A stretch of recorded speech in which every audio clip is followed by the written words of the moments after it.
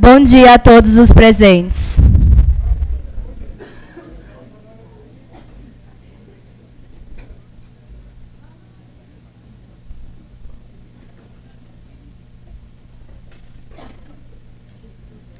Daremos início às atividades de hoje com uma oração.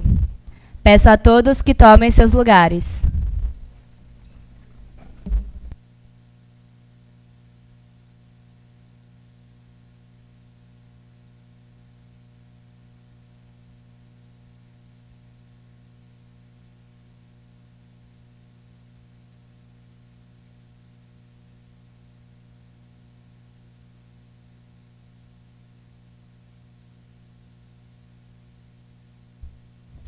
Bom dia. Na liturgia de hoje, Jesus estava numa casa fazendo a sua atividade de evangelização da Boa Nova, quando vieram lhe dizer que sua mãe, seus irmãos estavam no lado de fora, querendo falar com ele. E Jesus faz uma pergunta: quem é a minha mãe? Quem são os meus irmãos?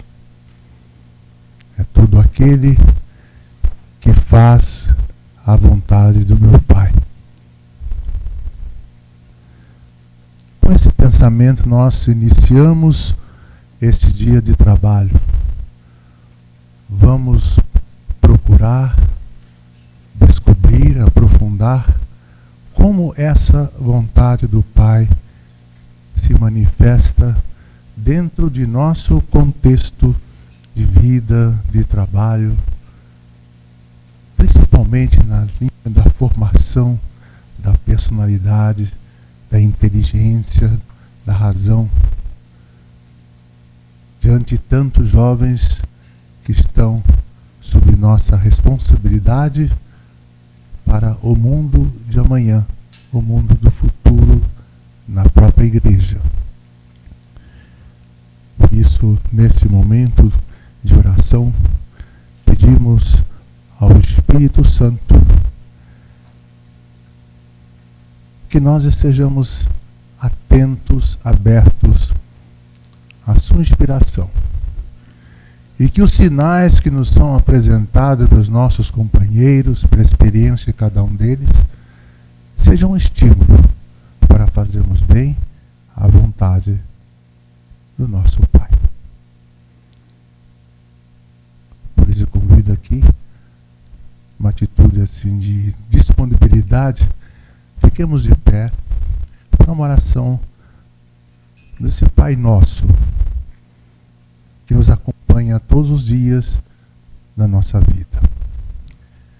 Pai nosso que estais no céu, santificado seja o vosso nome. Venha a nós o vosso reino, seja feita a vossa vontade, assim na terra como no céu. O pão nosso de cada dia nos dai hoje. Perdoai as nossas ofensas, assim como nós perdoamos a quem nos tem ofendido. E não nos deixeis cair em tentação, mas livrai-nos do mal. Amém. Louvado seja nosso Senhor Jesus Cristo, para sempre seja louvado.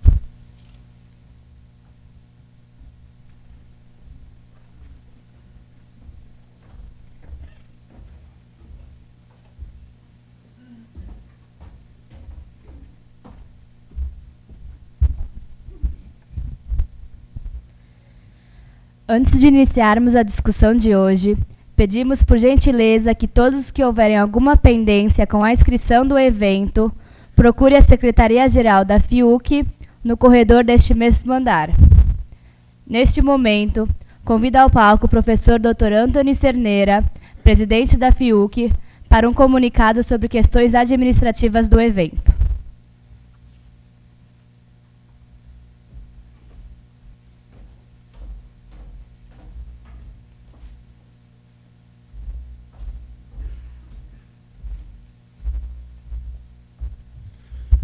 Good morning.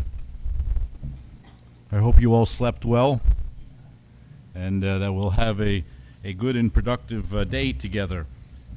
Yesterday, in our opening ceremonies, I had the opportunity to offer some general words about the General Assembly, and but stopped at an orientation regarding our work as an administrative body. So this morning I need a few minutes to lay out some of the tasks that we have before us and matters that we will deliberate on Friday. Because the General Assembly, as you know, is also the occasion for the member institutions to conduct the tasks that are specifically reserved to the General Assembly by our statutes. When we gather as a General Assembly, we are the highest governing body of the Federation. So it's to these matters that I'd like to turn my attention for a few minutes. So first, your homework assignment. For Friday, it would be very helpful if, especially for those of you who are the rectors or are the official representatives of your institutions, that you please read the 3-year report and also please read the financial statements. I will be giving an exam to see how well you read. And you are not allowed to bring the copies of, no, you can bring the books, and I'm not going to give a test. The General Assembly will also vote on proposed changes to the statutes, as well as on the dues structure for the next 3 years. So those are two important matters of voting for us. We will also ratify the election or the appointment of non-executive committee members of the Board of Administration. I'll say more about that in a minute. And the General Assembly will also elect the President and the 3 Vice Presidents. And obviously we will deliberate on all other matters that pertain to the mission, the purposes, and activities of the foundation of the Federation. So let me, if I might, turn to the role description of the President and the Vice Presidents and the procedures regarding their elections. And then at the end, I'll invite Monsignor Tiviesh to come up to speak about the election committee and the 3 appointed people who will be the tellers, the vote counters for the election. As we begin to think now about the elections on Friday, I'd ask you to keep several things in mind.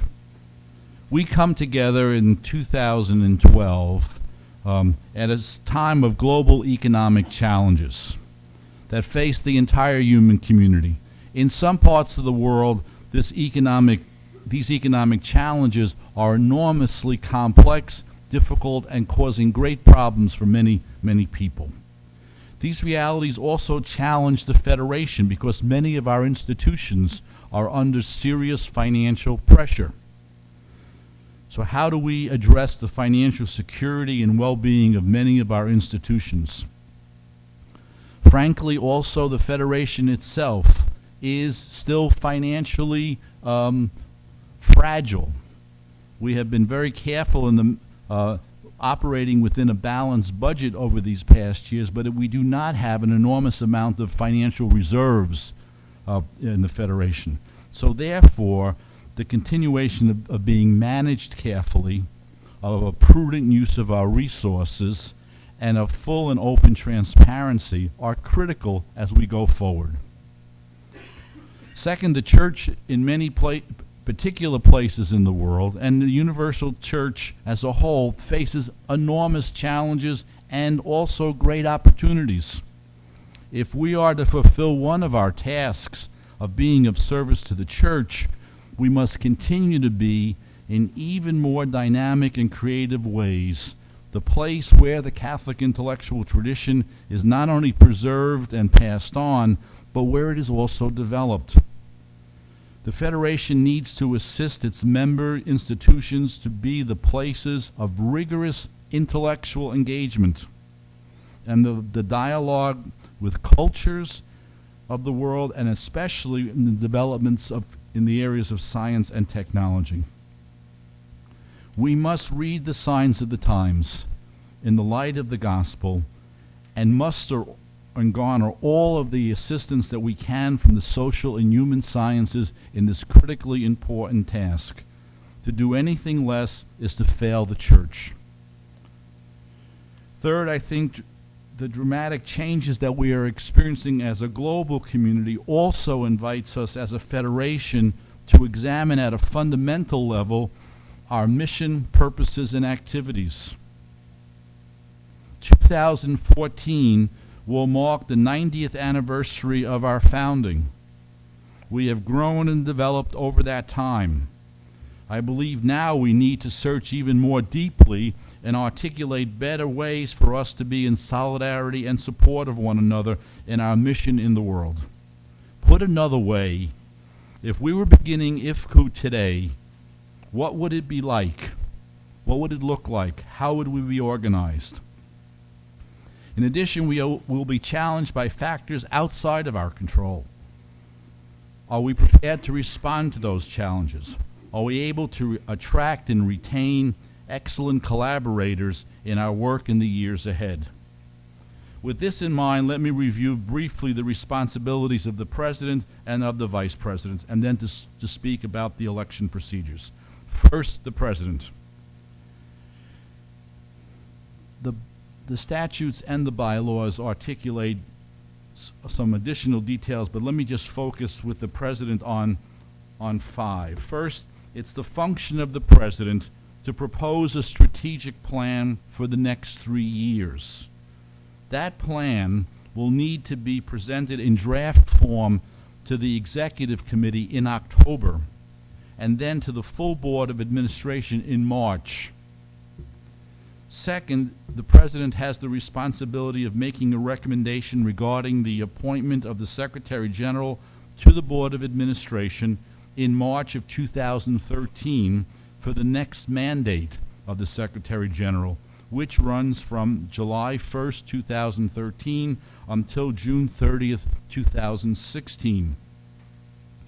Third, it's the function of the President to chair the Executive Committee and the Board of Administration, and to direct the work of the General Assembly, the Board of Administration, and the Executive Committee.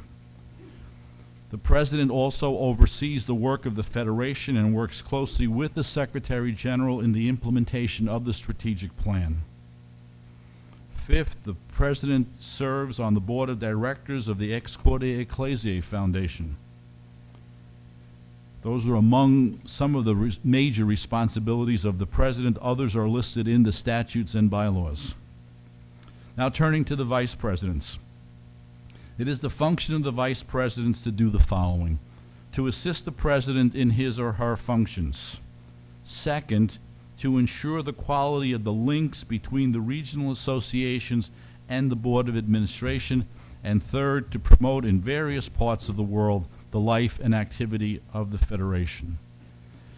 I believe it's critically important to keep in mind that while the candidates for Vice President come with the recommendation of their regions, they are not Vice Presidents for their regions. They're part of the Executive Committee of the full Board and therefore have responsibility of working with the President for the overall well-being of the Federation. So now the practical dimensions of the process. On Friday, the first thing we will do when we get to the election part is to ratify the elections of the regional members of the Board of Administration. In each of our regions, elections have been carried out and people have been proposed and elected by their regions as representatives onto the Board of Administration. We will ratify those elections. We will also ratify the appointments of the 2 sectorial group representatives and the 1 representative from the working groups of the Center for the Coordination of Research. Those 3 individuals came through a process of consultation with the sectorial groups and the working groups of the center. Their names were proposed to the Board of Administration yesterday and were voted on. We will also ratify those elections. So that's a significant portion of the Board of Administration. The president and the 3 vice presidents are elected by the member institutions, either by those of you who are rectors or those of you who are appointed by your rector to represent him or her at the meeting. Those will be the people who are entitled to vote. Member institutions have 2 votes. Associate members have 1 vote. The first election to take place on Friday will be the election of the president. Any sitting rector of a member institution is eligible to submit his or her application to stand for president. A person proposes himself or herself as president in their own right. We need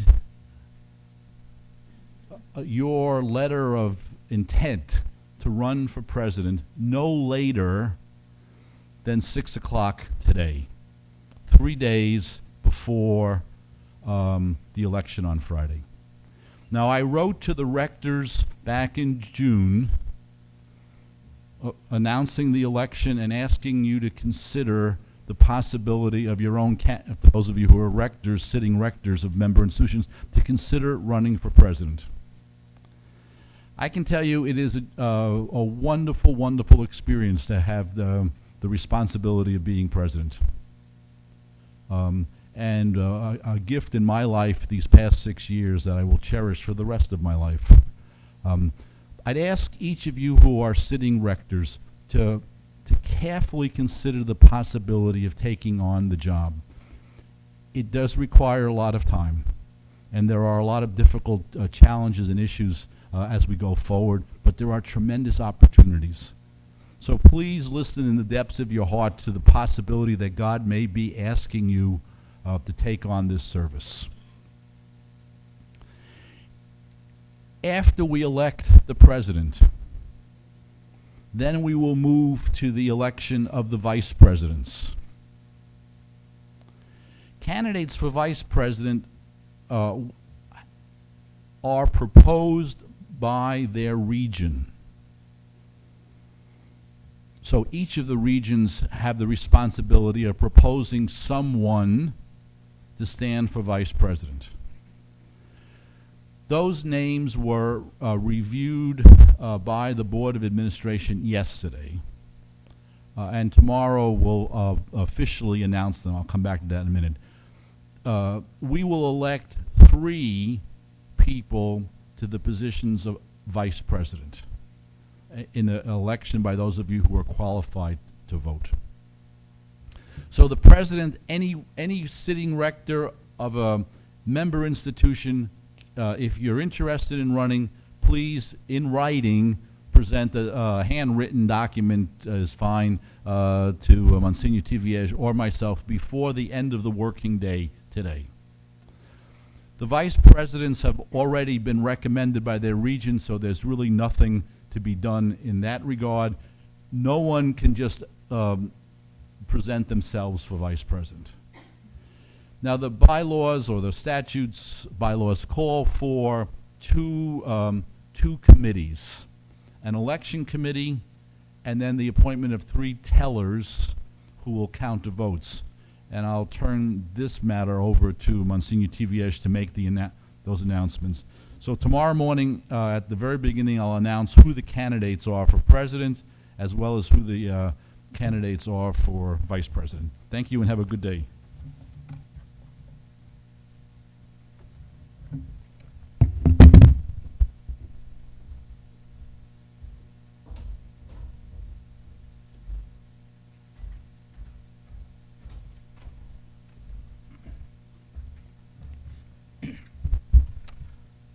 Good morning.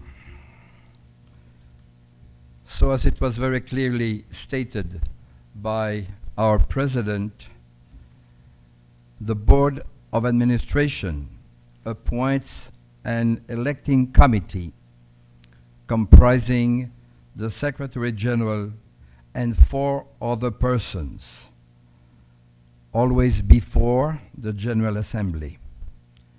The responsibility of that committee is examining the candidates in accordance with the IFCU statutes. So for that committee, the following persons have been appointed. Ex officio, as I said, the Secretary General.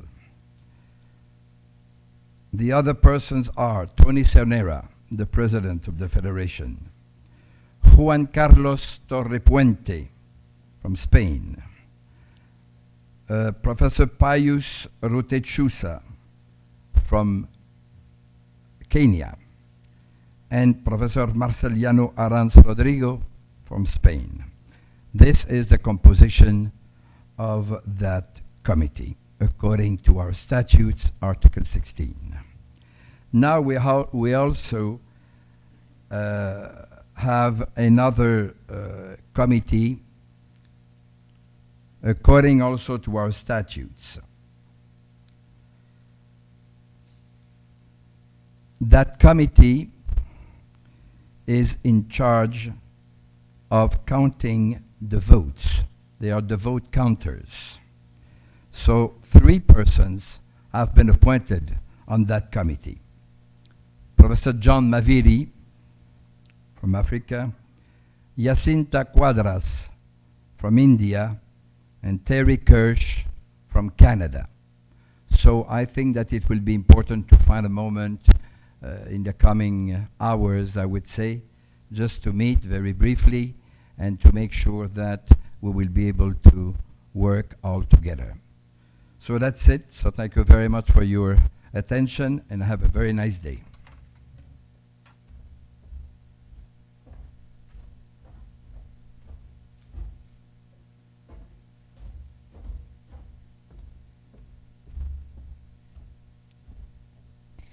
E agora, para falar sobre o tema Abordagens Educacionais das Ordens Religiosas, atuando na formação superior, convidamos para presidir a sessão o vice-presidente da FIUC e presidente da Organização das Universidades da América Latina, Dr. Pedro Pablo Rosso, da Pontífice Universidade Católica do Chile.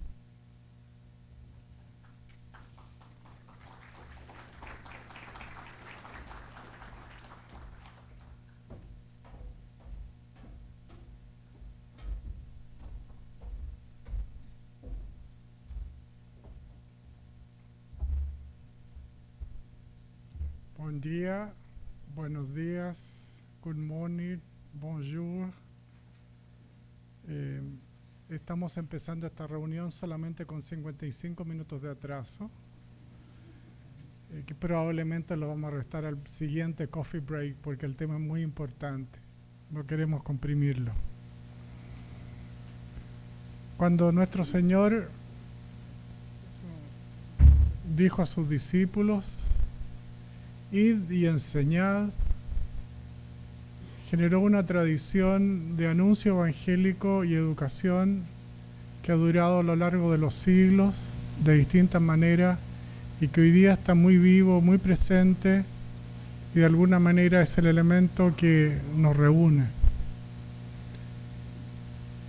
Cada uno de los movimientos de las espiritualidades que existen en el seno de la Iglesia, ya sea a partir de los carismas, de las visiones proféticas, muchas veces de sus fundadores y fundadoras, han traducido este mandato de nuestro Señor con su propio sello, con su propia impronta. Y esto es lo que vamos a tener la oportunidad de escuchar, de aprender, de compartir en la reunión de hoy. Participan en este panel la profesora Maureen McGanity de la Universidad de la Sagrada Familia de los Estados Unidos, y la invito a pasar al podio. Sister, would you la profesora Takako Francis Takagi de la Notre Dame Saishin University de Japón, la profesora Jacinta Cuadras del Stella Maris College en la India, el profesor Carlos Mario Alzate Montes de la Universidad Santo Tomás de Colombia,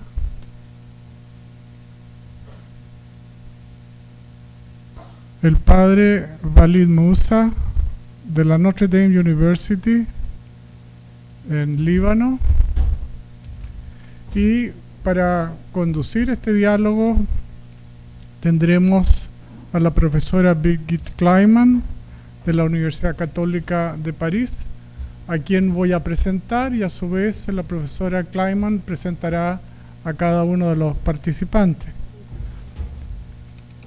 Por favor. La profesora Kleiman, y esto lo voy a leer en inglés, creo que es más fácil porque está así escrito. Professor Kleiman is an associate professor for organization theory and business ethics at the School of Management of the Catholic University of Lille. He holds a PhD from the Helsinki School of Economics in Finland.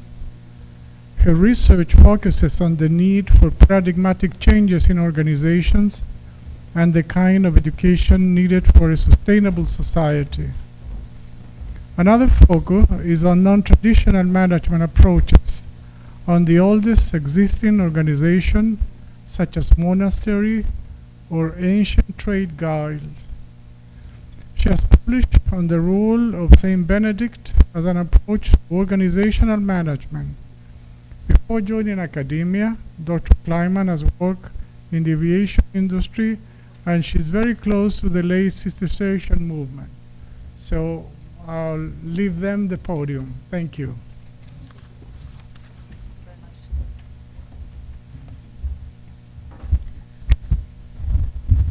Bom dia.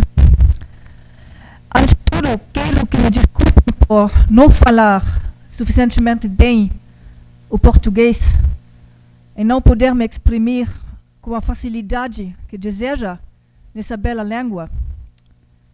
Mas, antes de começar, quero agradecer-lhes o seu trabalho, aos senhores e senhoras tradutores atrás, que tanto nos facilitam o nosso trabalho aqui. Muito obrigada.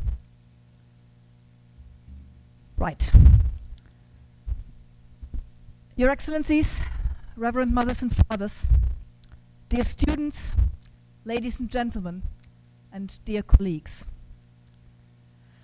I am very glad that our group has been scheduled for this morning's session, all awake, still full of coffee, hopefully, and also in the thematic sense, because a lot of what is going to be dealt with in this session today is very closely linked to the points that were raised in yesterday evening session.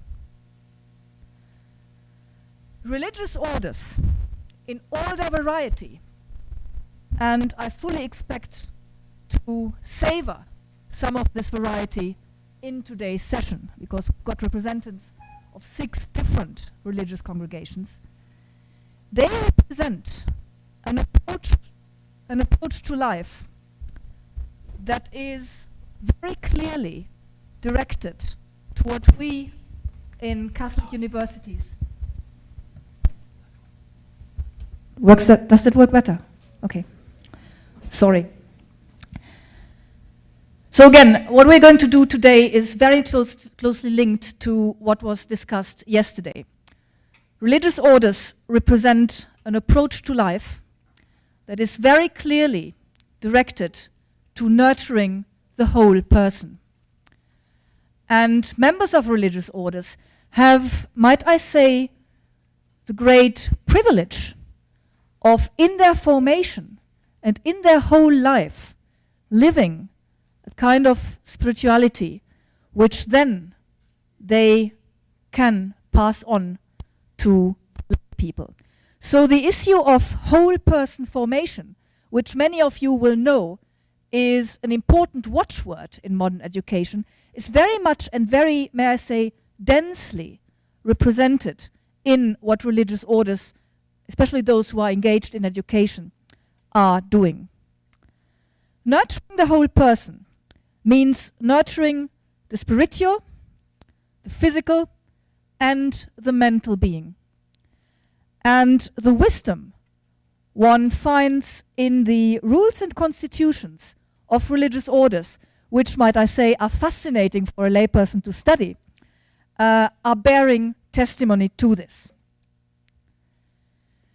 It was said yesterday that the challenge of modern Catholic education is of course, in keeping to our traditions, in keeping to the richness of an approach to life, which we believe has a lot to give to the modern world, but at the same time, we must understand and address our students in their world.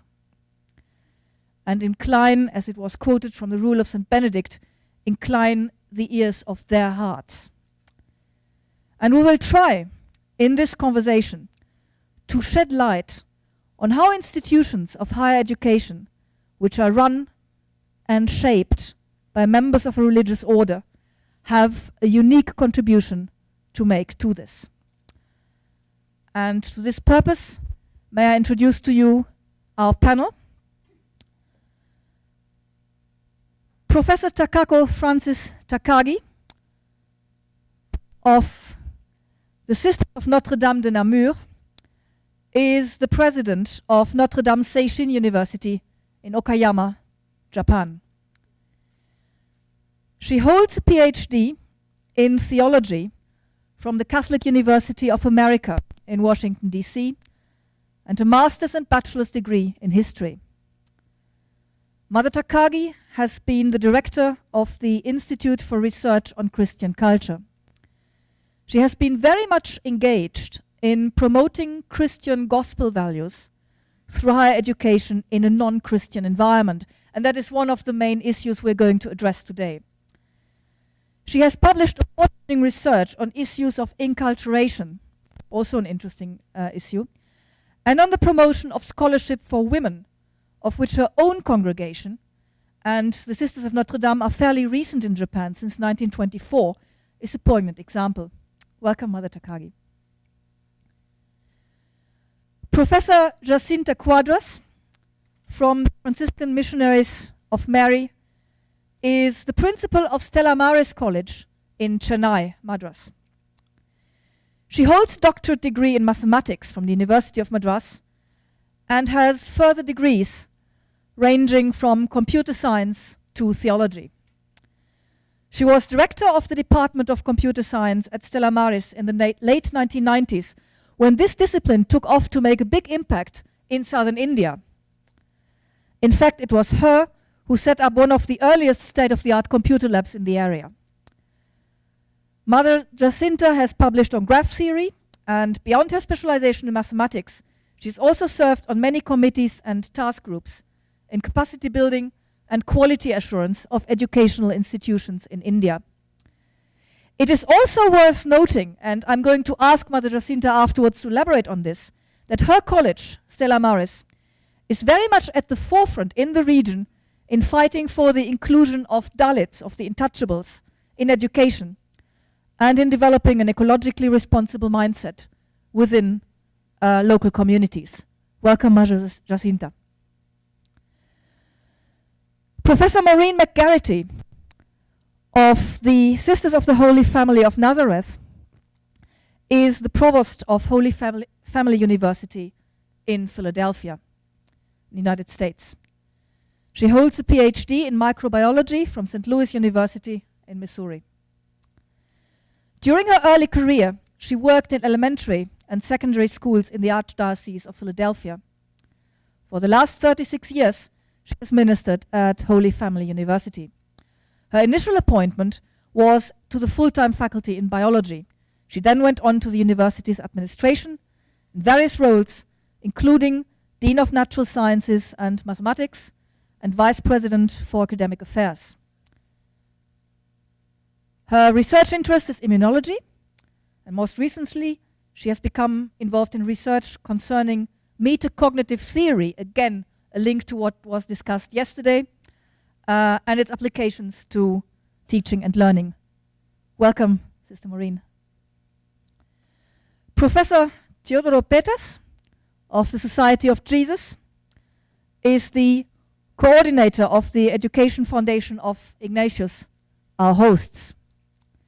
His study career has been in the humanities, languages, philosophy, and pedagogy, and he holds doctorate honoris causa from the Catholic University of Pernambuco.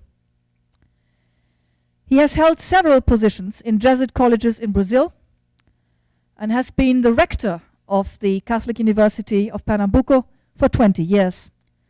And today, he's one of the leading figures and thinkers in Catholic education in Brazil. Welcome, Father Peters.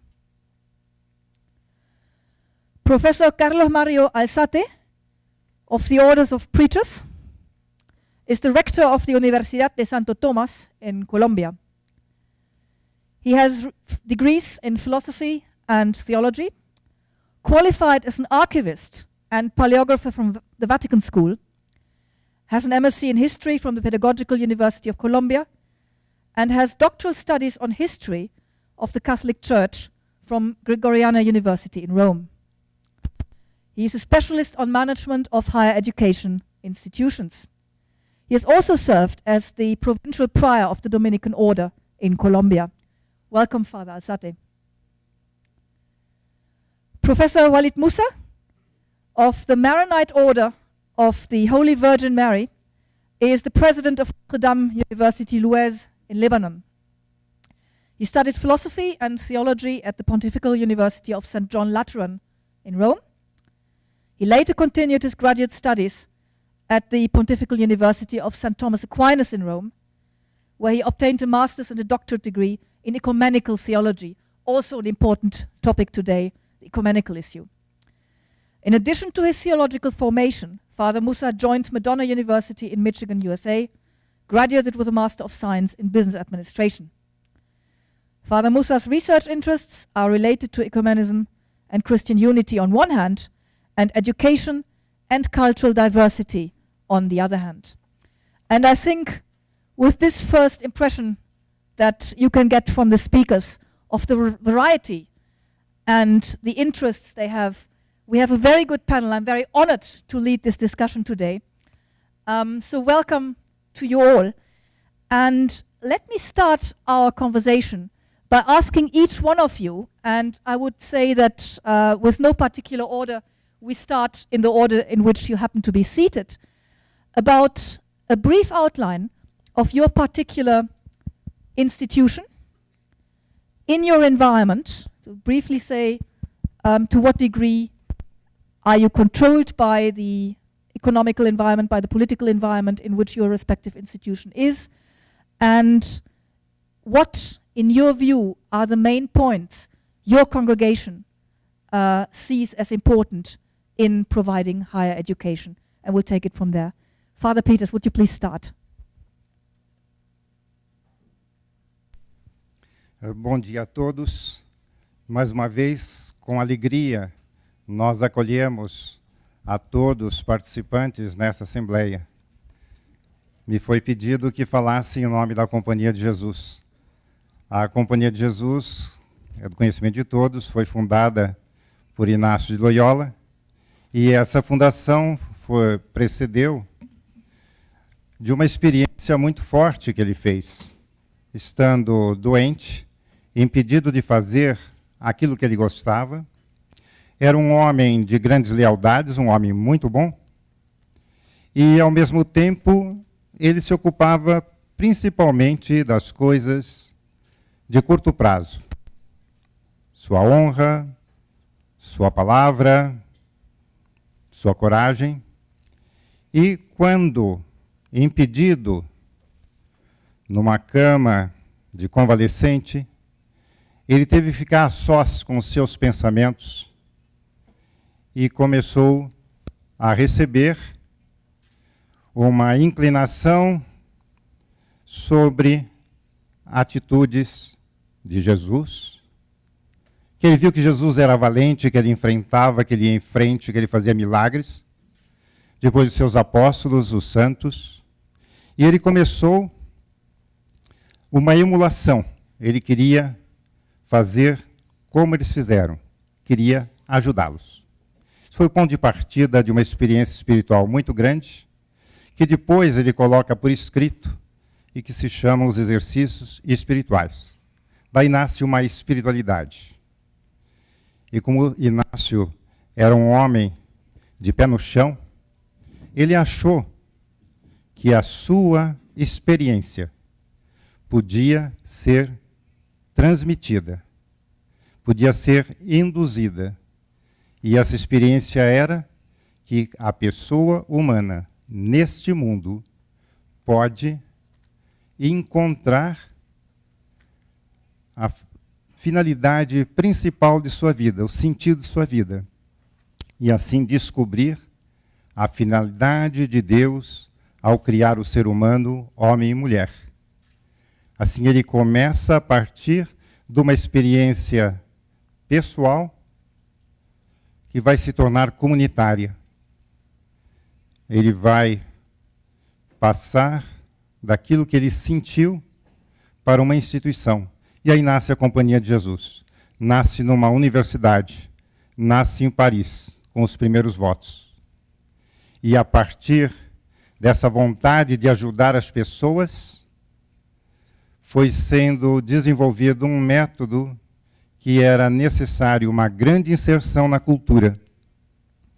Tanto que Inácio precisou ter credenciais, ter autoridade, para não ser confundido como um alumbrado, um homem de devaneios, mas que ele pudesse falar de temas espirituais, da Sagrada Escritura, do aconselhamento das pessoas, e isso ele o faz na Universidade de Paris. E é lá que ele encontra os primeiros companheiros. E a partir disso, eles viram que o mundo inteiro era objeto da ação, do cuidado de Deus.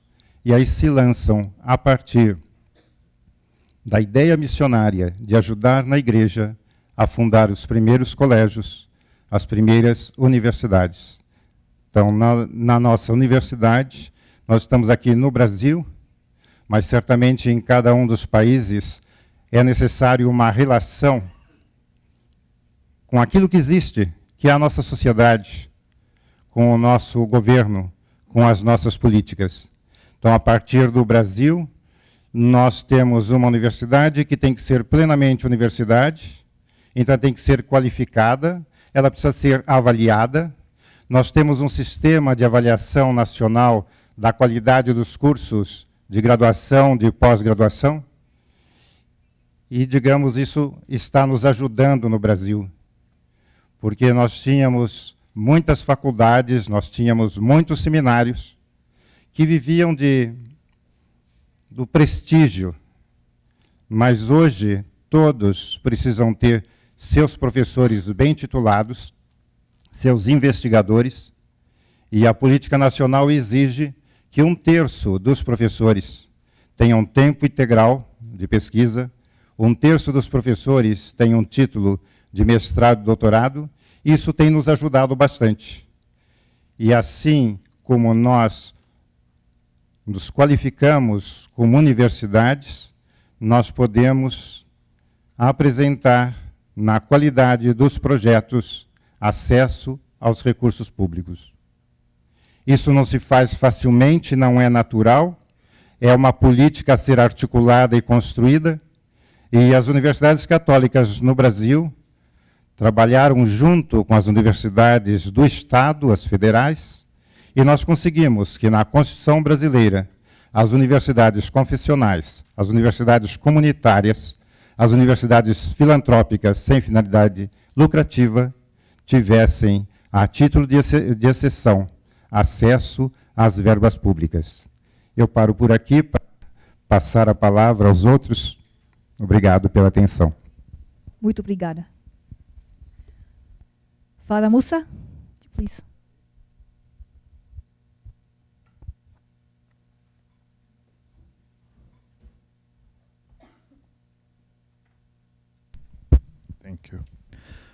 Good morning, everyone. Well, I come from Lebanon, and I'm a Maronite, so I'm going to a little bit brief you on my order and institution.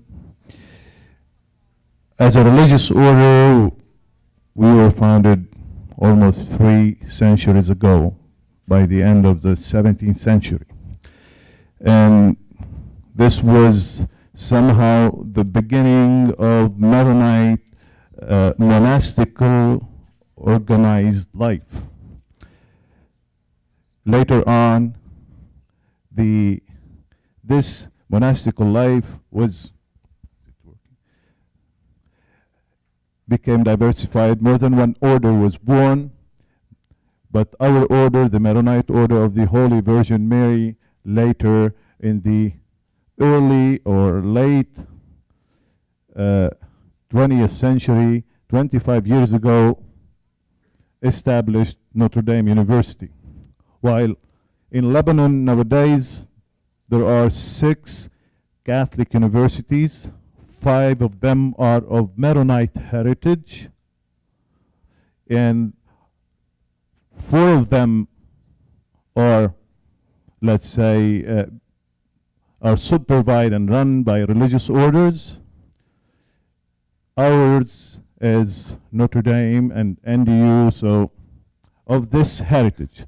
The Maronite heritage and higher education or education is back, we can back it or trace it back to the Lebanese Synod, that's 1736, to the 18th century. In the Lebanese Synod, that's the Synod of the Maronite Church, they really discussed the importance of education for the development of the nation.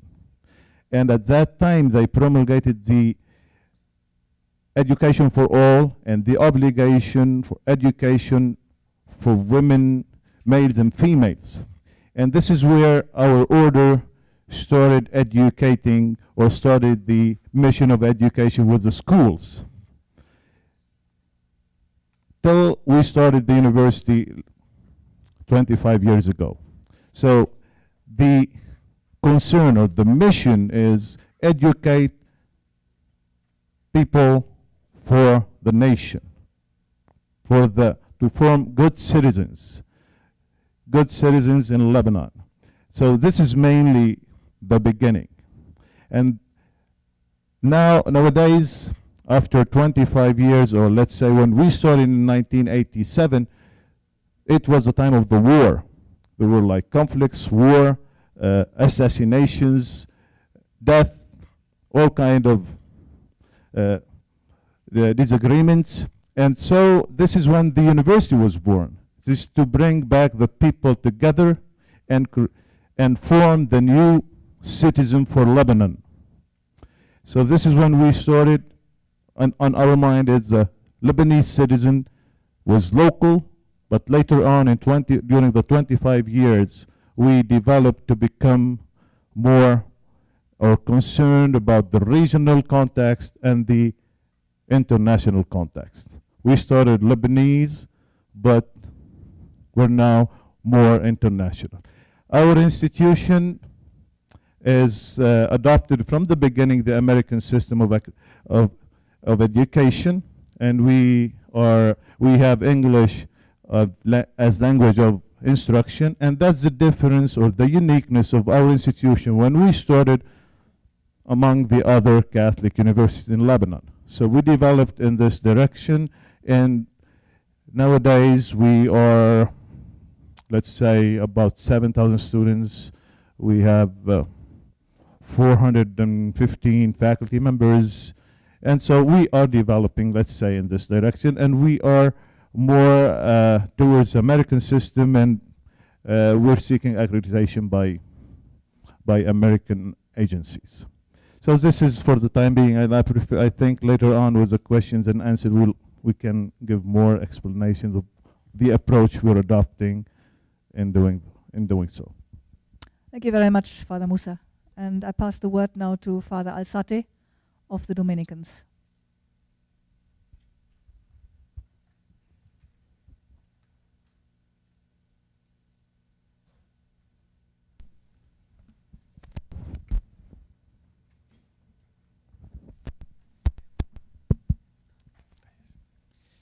Primero, muchas gracias por la invitación. Es la primera vez que participo en la Asamblea General de la FIUC y realmente es una experiencia muy gratificante y muy emocionante poder tener contacto con hermanos y hermanas de todo el mundo. Quisiera contarles que la Universidad Santo Tomás de Colombia es la más antigua del país.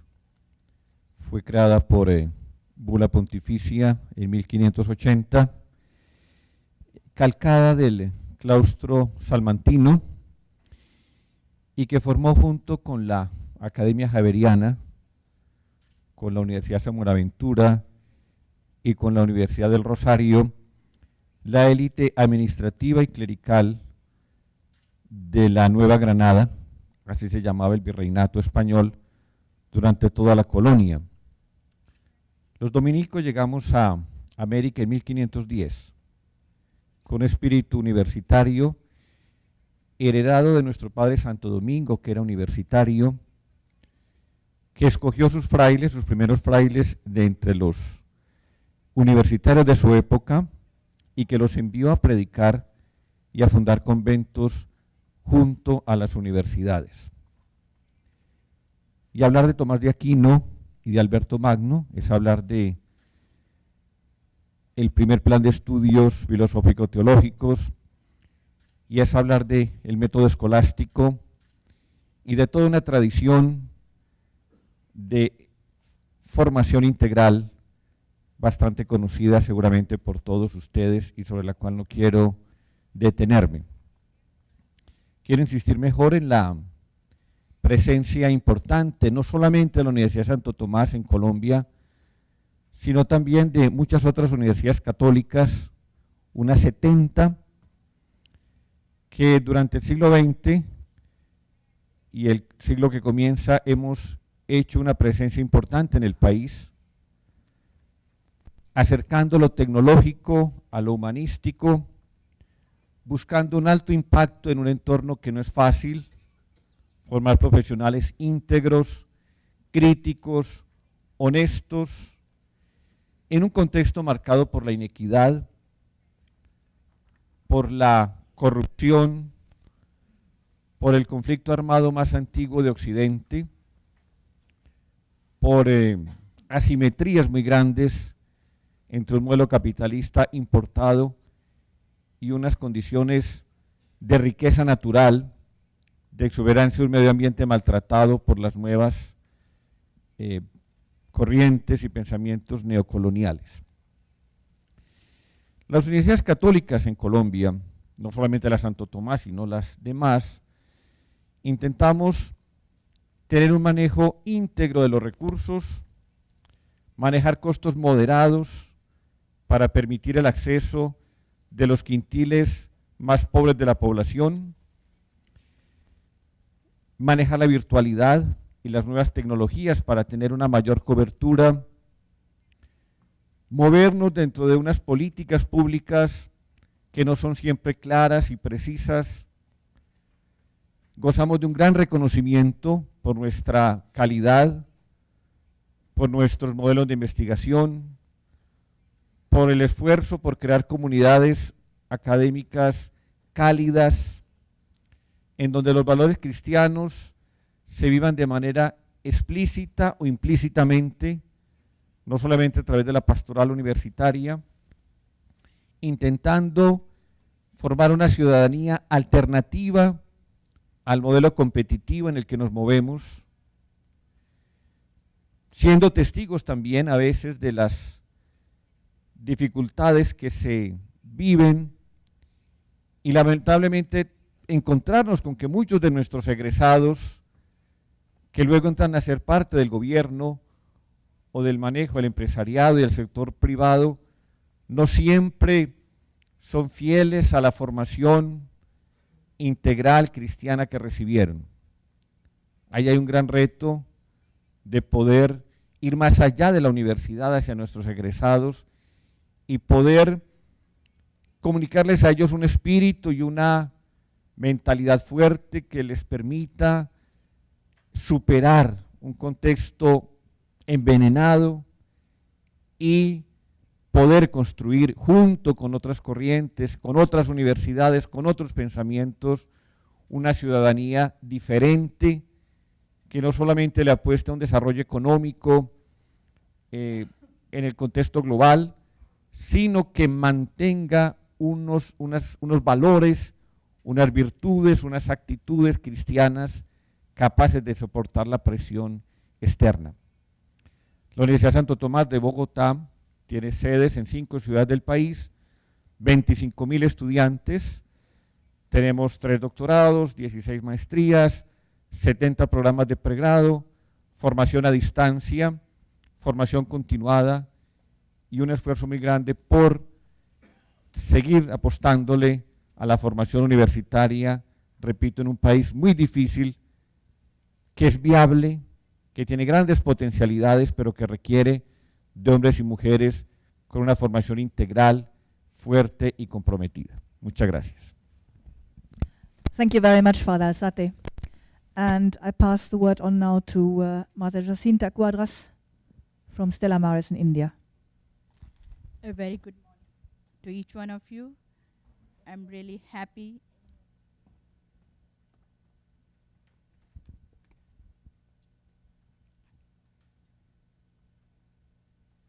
It's a great privilege for me.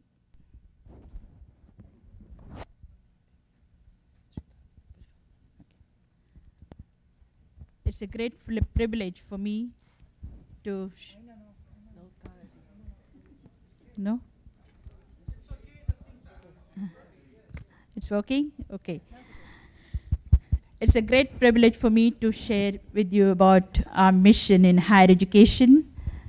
I am an FMM, Franciscan Missionary of Mary, an international religious congregation founded by Blessed Mary of the Passion, that is Helen de Chapetin, a French woman. She started this congregation in India, Uti, in Tamil Nadu state, on January 6th in 1877. Today, there are about 7,000 sisters in 5 continents, belonging to 80 nationalities in 76 countries. In India, the congregation is present in 18 states, represented by 5 provinces. The congregation serves in institutions of higher education, hospitals, dispensaries, nursing schools, higher secondary schools, middle schools, primary schools, vocational and non-formal study centers, leprosy center, HIV/AIDS centers, legal aid, prison ministry, homes for the dying destitute, orphanages, tribal development centers, and several welfare centers. Most of these are situated in semi-urban, tribal, and rural areas. Empowerment of women through education for life is the commitment of the congregation in keeping with the vision of our foundress, Blessed Mary of the Passion. These women, in turn, become ambassadors of social and ecological justice, working to uphold the pluralistic heritage of our nation. In giving preference to the poor, Dalits, and the marginalized in urban and rural areas, FMM sisters labor to bring about justice and social transformation.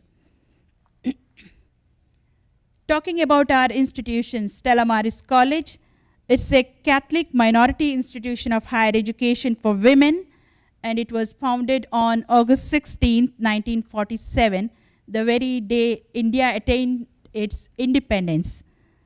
It started with just 32 students with 10 faculty members, and today it has an enrollment about 3,800 students, and students from diverse backgrounds, communities, and nations. The college has become autonomous in 1987. Here, it is affiliated to the University of Madras in Tamil Nadu. When I say autonomous colleges, means we have academic freedom to design our own curriculum and testing and evaluation also happens in the college. And this, guided by the charism of foundress Blessed Mary of the Passion, the initiatives of the college arise from a sound philosophy of life based on faith in God and the contemporary reality of pluralistic Indian society that is challenged by global ideologies and cultures. The vision of the college is to build a vibrant and inclusive learning community in a culture of excellence sustained by a sound value system that promotes responsible citizenship and social change. Our mission is to empower young women to face the challenges of life with courage and commitment to be builders of a humane and just society. The educational approach of our institution is holistic. Academically, Stella Maris College is at the forefront of higher education in India in its commitment to academic excellence. We have 14 undergraduate departments and 5 research departments and 12 postgraduate departments. And it offers a wide range of programs which includes both traditional arts and science and commerce, and more contemporary ones in emerging areas such as international studies, public relations, information technology, bioinformatics, and biotechnology. Education at Stella Maris is a great deal more than just academic knowledge. Our aim is to inculcate a strong character in our youngsters, a character based on ethical values, firm and noble convictions, clear and fearless vision.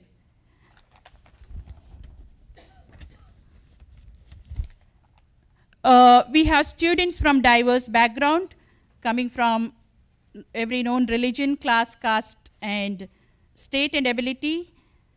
Our religious background includes a secular outlook. The college atmosphere is a constant celebration of this unique diversity. We celebrate festivals of all religions and nurture a healthy respect for each other's religious background. We take students from the lowest economic backgrounds and help them work towards a degree. We have students from a mind-boggling array of caste and communities and make sure that everyone works in complete harmony. Our education system is integrated with our society. Stella Maris has moved out of the classroom with several programs in partnership with corporate bodies, outlying villages, non-governmental organizations. We would like to claim that by the time students graduate, that they know exactly where to focus and know exactly where to head in the next phase of their life. We also have a whole net of student supportive system. We have counselors, staff, and student mentors. And here, when a young girl enters in our college, she is hardly about 17 years old. We still see the young girl is vulnerable and needing guidance and care before she can stand on her own feet. We know how easy it is to be lost in the ocean of university. Hence, we make sure the college is a home away from home for these students. When they come newly, we have friendly seniors to take them around and introduce each of the offices and make them feel at home. Constant touch with our spiritual is an ever-renewing source of energy. We begin and end every academic year with the celebrations of Mass. We begin the year with the inaugural Mass and end also with the Thanksgiving Mass. and we have annual retreats for our students. Every event begins with a prayer. Every activity is framed by spiritual outlook. Religion is, in our college, is interpreted as values, not just as rituals. So we do begin every day with a reflection and a prayer. That's it. Thank you very much, Mother Jacinta. And Mother Francis, please. The floor is yours. I am very delighted to be here at this meeting to share some of my research regarding how our university impacts the political, cultural, social, and religious systems of Okayama, Japan. Our university is a 4-year women's liberal arts college in the city of Okayama, located in the western part of Japan. It is made up of 2 faculties, the Faculty of Literature and that of Human Life Sciences. It offers both undergraduate and graduate courses. Quite a lot of Japanese are interested in Christian music and art, for example. But the interest in these things doesn't mean the start of being Christian. So I strongly believe that our university's mission, particularly in a traditionally non-Christian society, is to value and promote our teachers' training program, which has been developed along the educational ideals of Saint Julie Billiard, the foundress of our order. For more than 60 years now, we have been sending out graduates to local schools where they are praised for their devotion to the welfare of the young, as well as for their knowledge and teaching skills. Saint Julie called education the greatest work on earth. Our university takes seriously our position in the community and works hard to claim our truth, show our true color, and respect others who do not share our path. To be Christian in a non-Christian society is to be the outsider, much like our Lord was. But the university bridges this divide by maintaining an ongoing relation with the local community. Our annual open college courses by the university's teaching staff are offered to the general public and cover such topics as the world of the Bible, as well as other issues pertaining to Christianity. Thank you very much, Mother Francis. And now the word is to Mother Maureen McGarity. Thank you. Thank you. Okay, thank you very much, and I'm pleased to be here today representing Holy Family University. First, I'd like to say that I'm a member of the Sisters of the Holy Family of Nazareth, which is an international congregation.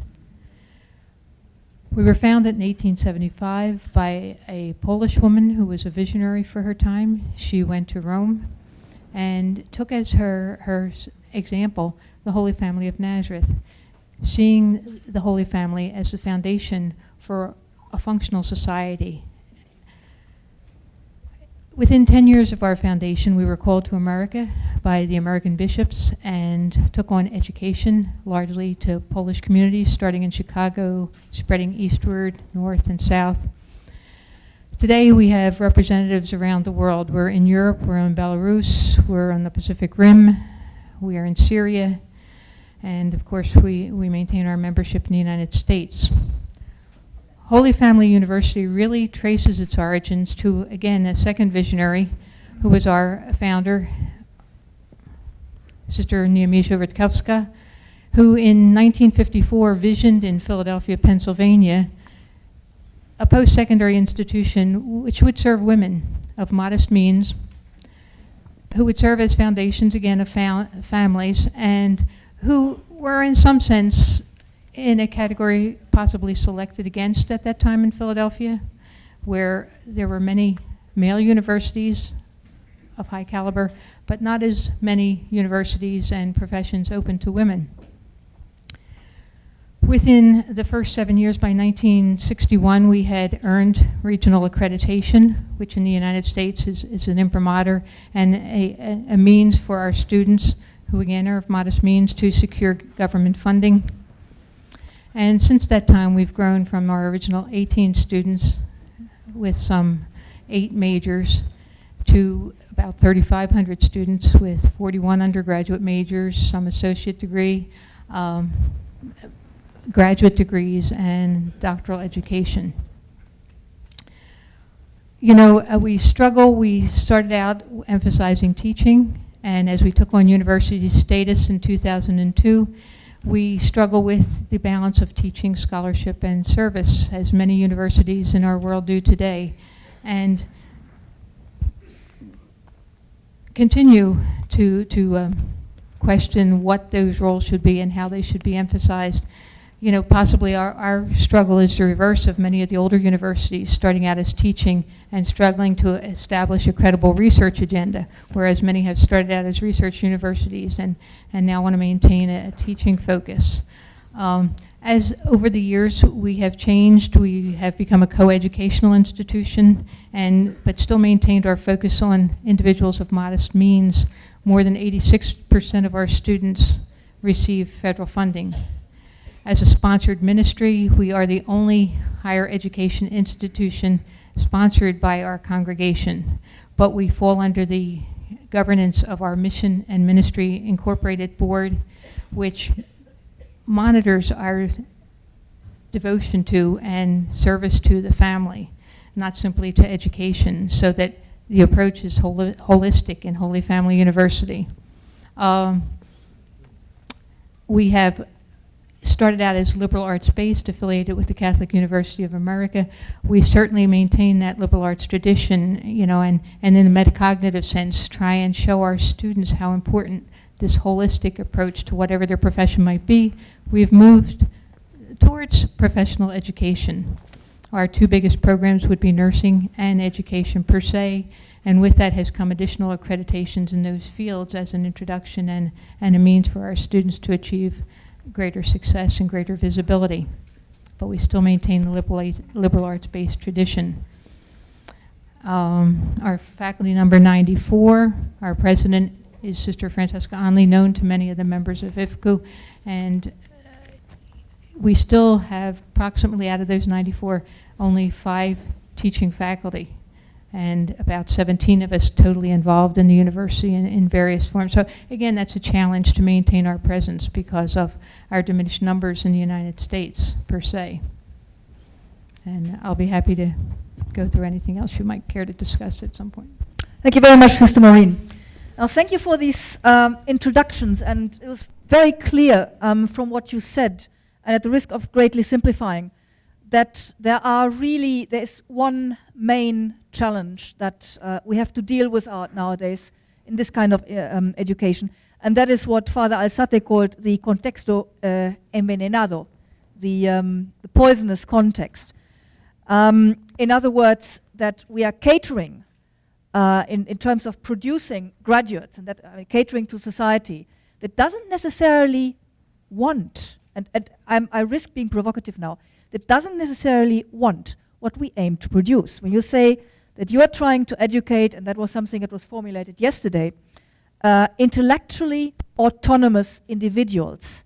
And I would like to put to you, to what extent do you think that big corporations nowadays actually are looking to hire people who are intellectually autonomous, people who are, as Mother Takagi said, outsiders, and have the courage to be outsiders in a society where there's increasingly pressure to homogeneity and to fitting in. Also, the idea of holistic thinking that came up in many of your exposés. That is something, again, this was mentioned yesterday, it takes time. It takes time in education. We had a very interesting discussion this morning over breakfast with Sister Maureen over this idea in the United States originally, where we had a liberal arts education, then followed by specialization. Nowadays, what students seem to want is mostly a professionalizing education, a specialist education from day one, to get their degree as quickly as possible. Now, all of this, the context in which we are evolving, seems to be a little bit contrary to what the world immediately wants. Is anyone here who would like to respond to this challenge, who has anything to say about this apparent contradiction to what the outside world wants from education?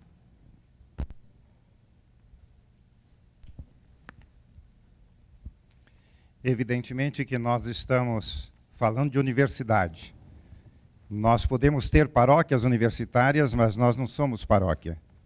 Nós não anunciamos um convite para fazer um curso de catequese aqui. Aqui, concretamente, nós oferecemos a possibilidade de formação em engenharia, em administração, gestão de negócios e informática. Isso é oferecido para dar uma inserção profissional aos nossos estudantes e, ao mesmo tempo, eles poderem desenvolver as suas aptidões. Uma faculdade de engenharia, ela atrai e ela retrai. Nós recebemos muitos alunos que ficam desesperados depois com a matemática, com os cálculos. Então começa, que nem um motor velho de um carro, bater pino. Então é necessário ter uma reação pedagógica acadêmica. Então a nossa oferta é a partir daquilo que faz o engenheiro, o administrador, aquele que é especialista em informática, desenvolver suas qualidades a partir da engenharia. Então, como é que a engenharia vai preparar o profissional do futuro? Ele tem que ser uma pessoa capaz de uma profundidade pessoal, intelectual, de estudos, e, ao mesmo tempo, partilhar a busca da expressão desse novo conhecimento com seus professores, orientadores e seus colegas. Então, aqui, os alunos podem escolher um projeto de construir um carro. Ninguém ia querer fazer um carro por um carro, mas um carro para competição.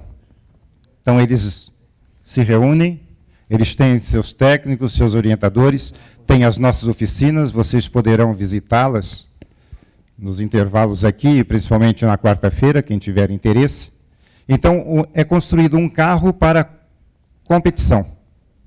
Você tem que fazer um carro de qualidade, seguir as indicações, o carro não pode quebrar pelo caminho e, digamos, eles têm que ser vencedores. Então, nós criamos um ambiente de equipe, de camaradagem e de estímulo à criatividade do estudante, a dar soluções, a consertar o carro em plena competição quando ele quebra, como nós vemos nos fórmulas. Então, esse é um exemplo. Nós temos outros projetos. Qual é a força do concreto? Concreto que tem que sofrer pressões. Então, tem uma competição aqui, que tem que desenvolver as estruturas de concreto, que vão levar toda a pressão, a máxima pressão, e dentro desse concreto tem um espaço onde se coloca um ovo de galinha. E aquela batida vai seguir até onde esse ovo resiste e não é quebrado. Então, digamos, isso é uma técnica que eles trabalham.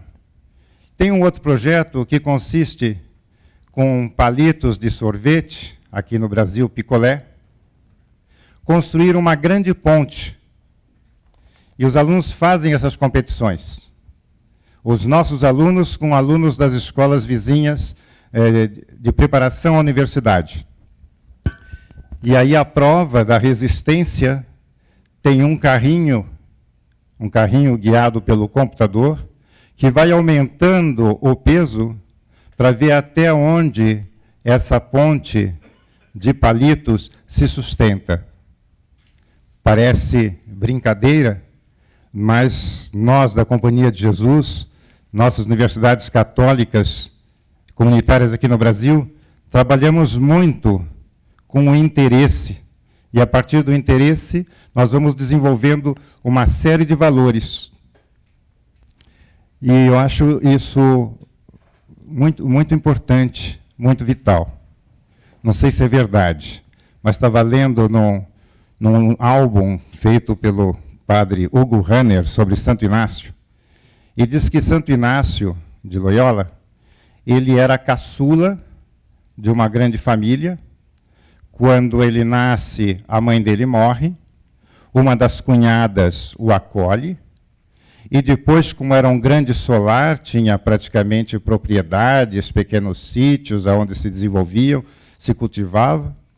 Então ele foi entregue a uma daquelas famílias rurais para tomar conta dele. E ele brincava com essas crianças, e ele tinha umas botinhas que ele aprendeu a dançar, danças bascas. E depois, quando ele era geral, teve uma vez que teve um jesuíta muito triste, deprimido. E todos os conselhos, todas as orações não ajudaram em nada. Então diz que Santo Inácio começou a dançar para ele. Imagina um geral da Companhia de Jesus, no início da ordem, dançando para ajudar aquela pessoa. Então nós usamos muitos métodos para oferecer essa possibilidade.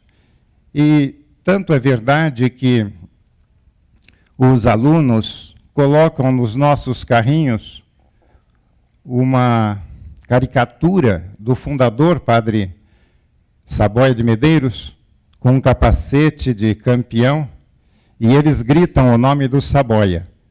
Saboia é importante para nós porque ele tinha um lema. Em latim, quod deest me torquet. Em português, o que falta me atormenta. Então nós queremos comunicar aos estudantes essa insatisfação por aquilo que já foi adquirido e que eles possam ir para frente. Eu acho que esse tipo de pessoa que passa pela nossa instituição, eles são altamente disputados pelo mercado. Nós vivemos numa região privilegiada, toda a indústria, a maior parte da indústria está aqui, que chamamos o Grande ABC, Santo André, São Bernardo, São Caetano e Diadema, mas nossos estudantes têm uma feira de profissões, tem uma feira de empregos, uma feira de estágios, e as empresas estão aqui presentes, oferecendo oportunidades e caçando talentos que atendam às suas exigências. Então, queremos formar um estudante plural, um caráter de integridade, uma capacidade de palavra.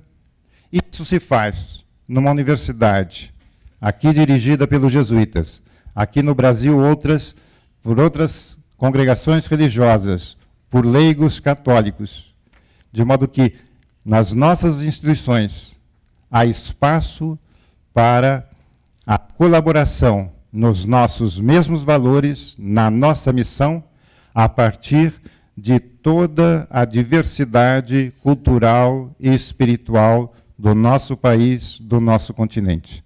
Agradeço a atenção. Thank you very much for these impressive and stories that really illustrate the principle behind this kind of education. Okay. If I may, I'm going to address the issue differently. If the question, what do the world want, I would differentiate between what do the world want and what do the world need. Now, certainly we work for what the world needs and not what the world wants, because we should be the people or the institutions who will make the change and the difference in this world. Now, if I try to answer the second question, what do the world need? So I say it needs values. And our work, and we started yesterday in our opening session, talking about values, the importance of values. Formation, when we speak of education and formation, for us as Catholic institutions, we cannot but initiate to values, initiate our students to values, teach them how to be believers, good believers, to be free, to be all these kind of values, that human values and religious values are the same values. Values do not have identity or religion. And at this point, in Lebanon, our experience, what we need in Lebanon could be the model that the world needs. In our globalized world today, we have all kind of identities, or we have this open and globalized world, and we know the challenge that we are facing, that people want to talk to each other, live with each other, work with each other, and they don't know how. So I think our role is to provide them with something here. So we, at the micro level, at our institution, where we have a diverse population, religiously diverse, in Lebanon, our universities are Muslims and Christians, whether at the student level or faculty level. So we live in a diverse situation. And I think it's there where we should work, and what we do work with our students, how they can live with the different, with a person who is not like me, starting religiously or racial as the color or all kind of differences nowadays. Like for instance, I looked when we sat here, it's kind we separated women from men. I don't know why. It's just that I was expecting to like mingle a little bit, and we ended up like well, we need to learn how we can live together, and this is the role we should play, and help our students to be citizens of the world. I said that we educate citizens, and we try to educate good citizens in Lebanon, Lebanese citizens first, starting from the local and going to the global. So our role today is how our students can live in a globalized world, can be international, maintaining their identity, not losing their identity. And when I say identity, identity is broader than citizenship, actually. So I should be Catholic, or I'm a Catholic person. I can be a Muslim, I can be whatever I am, but this is my identity, this is me with the other. Otherwise, we cannot live together. We have to live together with our own identities, but this is the richness, like being with the other, with my personal and own identity. This is, I think, different the way I look at it. I mean, this is our role today in the world, in today's world. Thank you. Thank you very much. Bueno, voy a ser muy breve. Cuando era joven, trabajé en pastoral juvenil y escuché esta expresión: con los jóvenes nunca se logra lo que se quiere, pero jamás se pierde lo que se hace. Yo creo mucho en la ley del péndulo, en el sentido en que estamos llegando a un límite en el mundo de corrupción, de inequidad, de pérdida de sentido de la vida, que irremediablemente tendremos que empezar un proceso de retorno, y ahí es donde tenemos que estar nosotros. Ciertamente el mundo proclama unos valores y tiene aparentemente unos escenarios, unos modelos, unos paradigmas falsos y aparentes, pero a nosotros, al menos en Colombia, nos reclaman profesionales que sean honestos, que sean responsables, que sean transparentes, que sean óptimos. En ese sentido, creo que lo que nosotros tenemos que aprender es a saber que ya no somos los únicos, que la ética no es monopolio de la Iglesia Católica o de una determinada confesión religiosa o un escenario creyente, pero que lo que nosotros enseñemos, lo que nosotros hagamos en la universidad, aunque aparentemente vaya en contravía de un contexto envenenado, más temprano que tarde será visto como un valor agregado fundamental para la viabilidad de nuestras sociedades. Sin duda alguna, hoy los empresarios, el Estado nos pide no solamente buenos abogados, buenos ingenieros, excelentes agrónomos, maravillosos médicos, competentes arquitectos o economistas, sino sobre todo personas de principios, y ahí de la Universidad Católica, junto con otras universidades, ojalá todas las universidades tengan la capacidad de brindar esa formación integral en la que nosotros, desde la perspectiva de la fe, otros desde una perspectiva antropológica, filantrópica, altruista, podamos realmente hacer de la educación superior un escenario y una plataforma para un hombre del futuro diferente al que hemos cultivado hasta hoy y que ha llevado a una situación crítica en nuestro mundo, no solamente en Occidente. Muchas gracias. Would you like to? Yes. I would like to mention that how a Catholic university education distinguishes itself from a non-Christian university education in Japan. All right? While non-Christian universities specialize in particular fields, for example, medicine, education, technology, and produce specialists, Catholic universities following in the tradition of liberal arts offer broader curriculums with a strong emphasis on the students' development as human beings.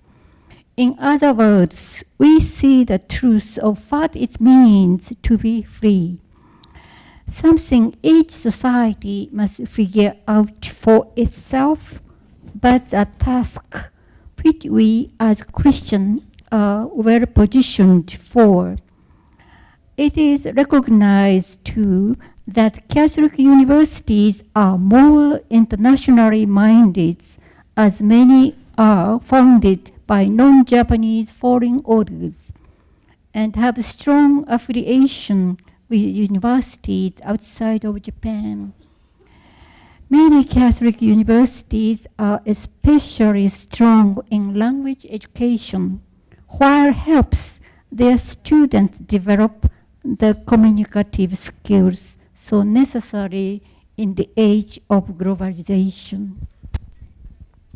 Thank you very much.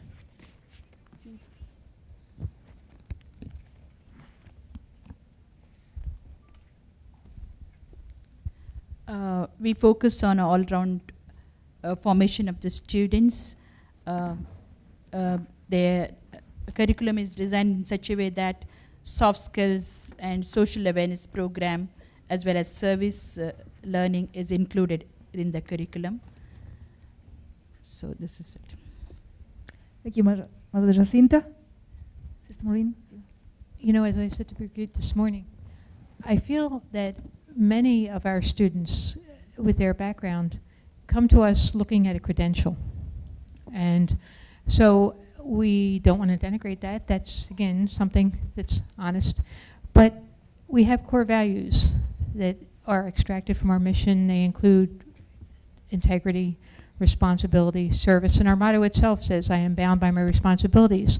So I think it's our delicate balancing act to never alienate our students from who they are and where they came from, their origins, which is very important to understanding themselves and the rest of the human family, and yet to move their professional education into that context of values, that I'm not just here to get a credential, to get a job, to do whatever I might at the end of a baccalaureate or a graduate program, but to impact my family and the family of the world with the values that I've learned at Holy Family. And I think, as I said, that's a delicate balancing act to promote that type of formation. Thank you very much, Sister Maureen. This leads us directly to my next question, which is related to the previous one, and which is a bit of a very hot topic, especially with Catholic education. It's the option for the poor. And option for the poor can be understood, of course, in several different ways. It can be understood in the way of taking students, in our role as higher education institutions, taking students not necessarily from deprived backgrounds, but giving them, through our education, the kind of sensibility to be servants to society and not just to their own portfolio. So even if we are not necessarily immediately operating in an environment where we have a large number of students from socially deprived areas, the option for the poor is actually create servants to the cause. But what I would like to focus on right now is, and I understand that each one of you in your respective institutions have very much strongly subscribed to this option for the poor. How are you putting this into life, and also what are the challenges of actually living and realizing the option for the poor in the way you run your respective institutions? Who would like to start?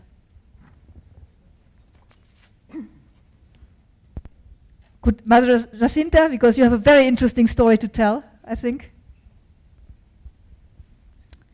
In our admission policy, we give preference to the poor, Dalits, and marginalized, that is disadvantaged section of the society. This leads me to the question, who are the Dalits? Many of you may not know who are these Dalits. In India, there are 4 major castes. We have the highest caste is Brahmin. The members of this class are priests and the educated people of the society. And the next caste in hierarchy is Kshatriya. And the members of this class are the rulers and aristocrats of the society. Next in line is Vaishya. Members of this class are the landlords and businessmen of the society. The 4th one is Shudra. Members of this class are the peasants and working class of the society who work in non-polluting jobs. Below these castes are the outcasts that are called untouchables. They are scheduled castes and scheduled tribes. The scheduled castes are during the period of British rule in the Indian subcontinents, they were known as depressed class. So these, they are given special privileges in the Constitution of India under the reservation policy for every employment, government jobs and educational admissions everywhere. They were given special privileges.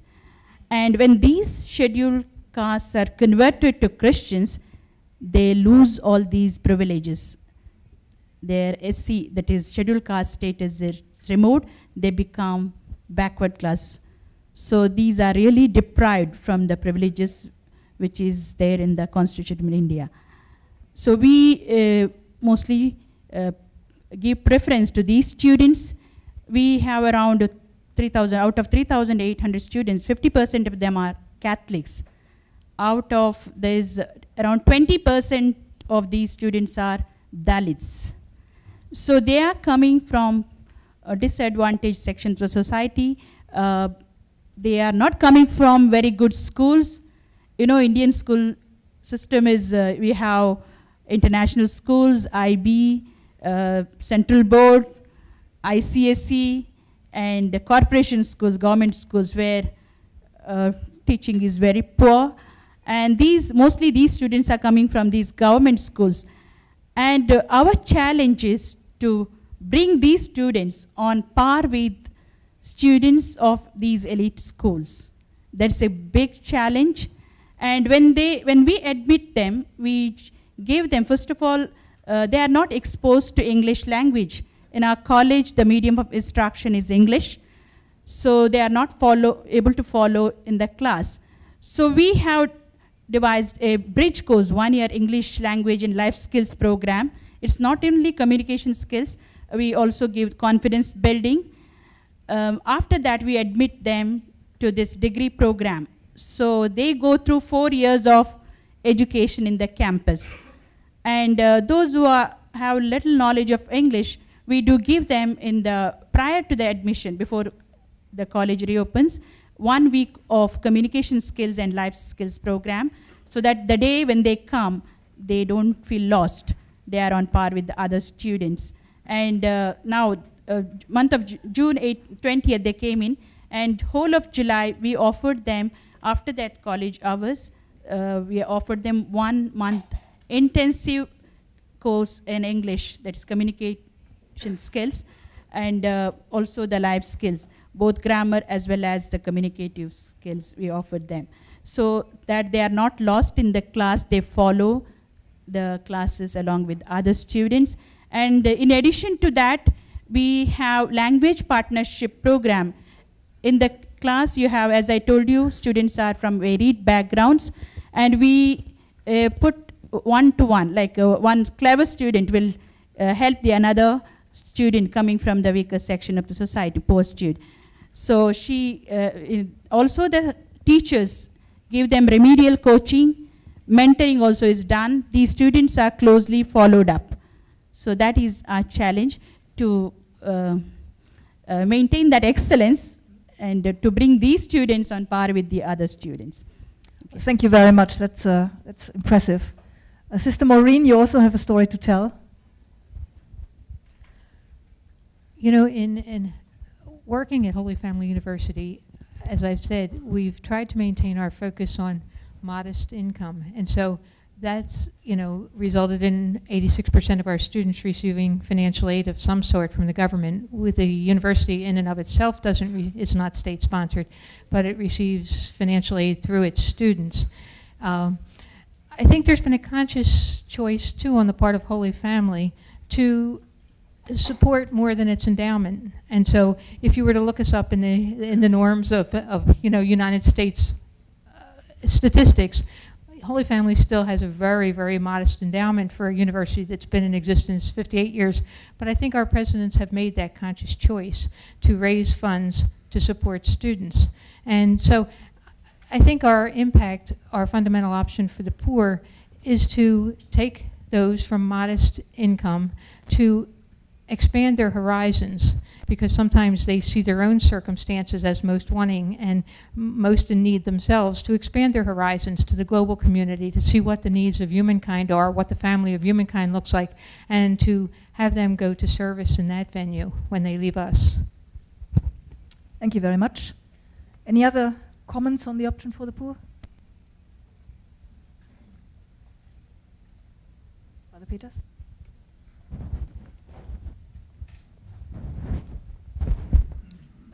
Parece que é uma pergunta bonita e pertinente, porque ela faz parte de todo o nosso trabalho, não só como cristãos, católicos, mas como pessoas humanas.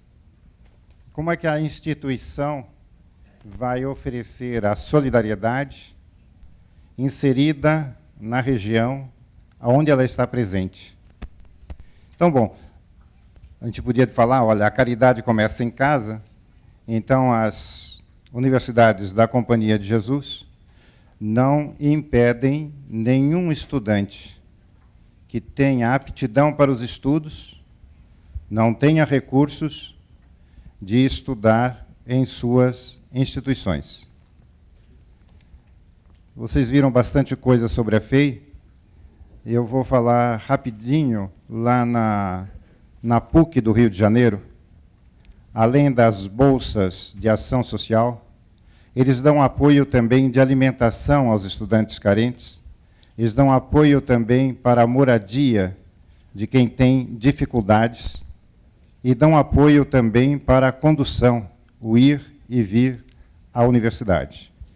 Nossa lei nacional exige que 20% do orçamento das matrículas efetuadas seja concedida como bolsas, e o programa chama-se ProUni, Pró-Universidade. Então, nós temos um programa nacional e as nossas universidades têm programas próprios, porque o estudante bem pobre, ele não preenche as condições de carência do governo. Então, eles têm que receber um apoio das nossas instituições. Então, isso é um primeiro ponto. Por outro lado, além de acolher as pessoas vizinhas, nós temos favela aqui do lado, temos uma excelente relação, receber as comunidades vizinhas para as eucaristias, sobretudo dominicais, receber as concentrações da diocese aqui. Nós aplicamos essa opção da igreja, essa opção de Jesus, a partir dos nossos talentos. Professores, investigadores, realizam um trabalho muito importante em telemedicina. Nós entramos com toda a parte de nanotecnologia, toda a parte de informática, e estamos presentes num grande hospital, numa favela, a maior favela de São Paulo, Heliópolis. Com a nossa expertise, nós defendemos projetos e os equipamentos que são financiados pelo governo ficam à disposição do treinamento e do atendimento da população muito carente. Semana passada, nós assinamos um contrato também com o Instituto de Coração Hospital das Clínicas, que atende toda a sorte de pessoas. Então, nós temos oferecido a nossa expertise, a nossa especialidade, a nossa força acadêmica a serviço da cidadania. Então, tenho a impressão que a nossa opção, ela expressa em empurrar, induzir os estudantes, os funcionários, o corpo de pesquisadores, de professores, enfim, toda a nossa comunidade para uma formação cidadã. Como é que cada pessoa se insere? Há uma série de casos que chegam ao meu conhecimento que alunos de uma carência muito grande, uma família de 3 moças, 3 meninas, não tinham como cursar a universidade. Receberam a bolsa. A bolsa aqui é para estudar, então exige dedicação.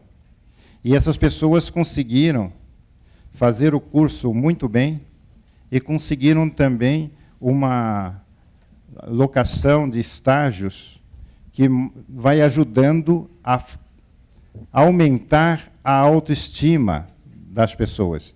Então, nós queremos ter uma universidade com portas abertas, nós queremos ir ao encontro das necessidades e queremos contribuir na cidade, no Estado, no país, para a melhoria da cidadania, de acesso aos bens públicos a todas as pessoas.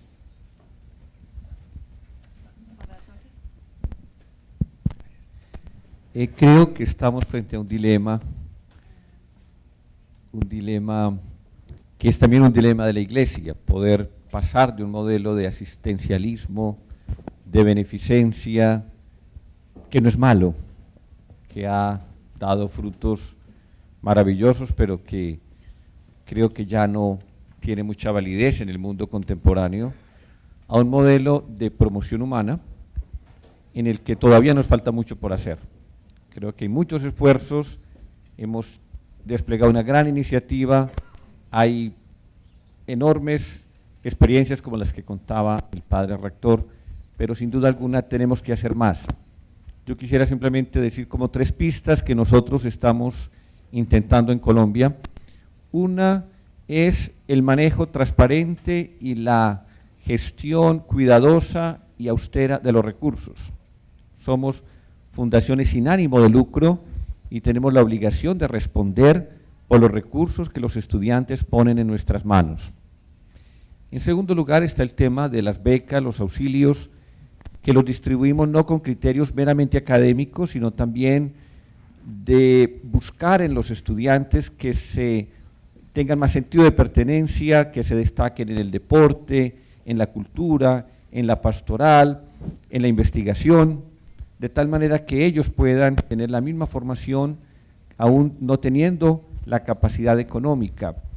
Y un tercer campo, me parece a mí, es buscar recursos fuera de las matrículas a través de la contratación estatal y la participación en licitaciones, en donde tenemos que participar de una manera muy transparente y muy cuidadosa para poder conseguir recursos que nosotros podemos manejar de una manera mucho más juiciosa y mucho más honesta que seguramente otro tipo de instituciones. Thank you very much. Father Musa? Very briefly, I know we're late, but I understand that the university is at the service of society, and we, let's say, at NDU, financial condition has never been a problem or an access issue. So accessibility to the university has nothing to do with the financial situation. However, it's more academic. If I look at it, I have in 2 directions. First direction is what do we do for these guys, the students, the comers, and the second direction, what do they do for others? I mean, first thing, we have different offices and different units to deal with financial, psychological, medical, academic, even the challenged people. So we have different units to deal and help and care for the different cases of students. In Lebanon, at our university, for the first having hearing problems, first university graduate was graduated at NDU. So before that, I mean, the first student with hearing problems was graduate our university. So that means, and things are now developing in other universities. This is what we do to the accessibility, not only the financially have problems, but different problems. Students with drug problems. We have also a unit to deal with students with drug problems. And good really, we help them to get out of it. You know, this is society, and these are our students. So this is on one side what we do for our students. Second issue, we help them to serve. We want them to go out to serve society. We have an office of community service.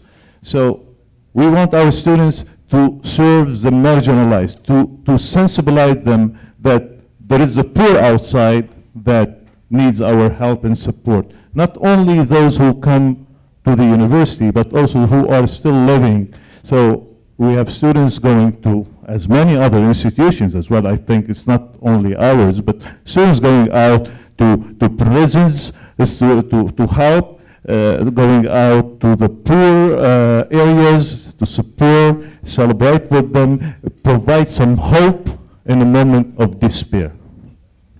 Thank you very much. Any other comments? Would you? No. Okay. Well, I've received signals that the floor is now to be given to the public. The list is long of other issues that I would love to discuss with you, and I hope we have time afterwards. But now it's to you. Do you have any questions that you would like to address to our panel? Yes, there's one first. Number 2, the gentleman in the brown sweater. Number 4. Number 3, sorry.